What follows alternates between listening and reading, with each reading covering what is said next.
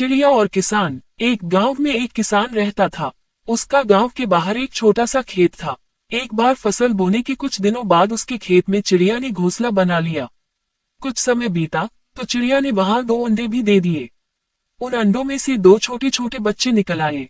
वे बड़े मजे से उस खेत में अपना जीवन गुजारने लगे। कुछ महीनों बाद फसल कटाई का समय आ गया। गांव के सभी किसान अपने खेतों की फसल की कटाई में लग गए। अब चिड़िया और उसके बच्चों का वह खेत छोड़कर नए स्थान पर जाने का समय आ गया था। एक दिन खेत में चिड़िया के बच्चों ने किसान को ये कहते सुना कि कल मैं फसल कटाई के लिए अपने पड़ोसी से पूछूंगा और उसे खेत में भेजूंगा। ये सुनकर चिड़िया के बच्चे परेशान हो गए। उस समय चिड़िया कहीं गई हुई थी।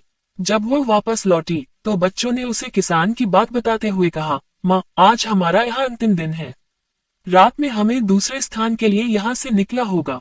चिड़िया ने उत्तर दिया, इतनी जल्दी नहीं बच्चों, मुझे नहीं लगता कि कल खेत में फसल की कटाई होगी।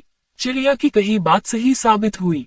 दूसरे दिन किसान का पड़ोसी खेत में नहीं आया और फसल की कटाई न हो सकी। शाम को किसान खेत में आया और खेत को जैसे का तैसा देख बुदबुदाने लगा कि ये पड़ोसी तो नहीं आया।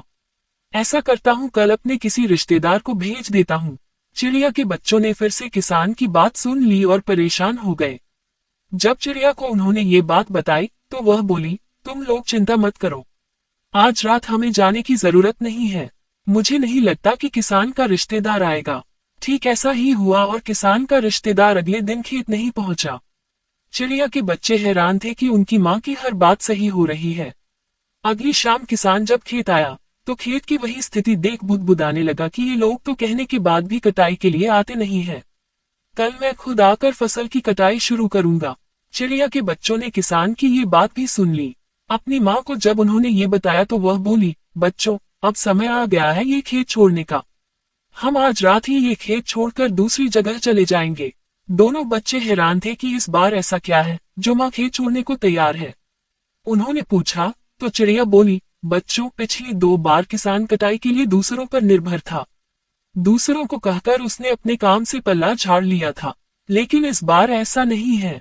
इस बार उसने ये जिम्मेदारी अपने कंधों पर ले ली है, इसलिए वह अवश्य आएगा। उसी रात चिड़िया और उसके बच्चे उस खेत से उड़ गए और कहीं और चले गए। सीख: दूसरों की सहायता लेने में कोई बुराई नहीं है, किंतु यदि आप समय पर काम शुरू करना चाहते हैं और चाहते हैं कि वह समय पर पूरा हो जाए तो उस काम की जिम्मेदारी स्वयं लेनी होगी। दूसरे भी मदद उसी की करते हैं जो अपनी मदद करता है।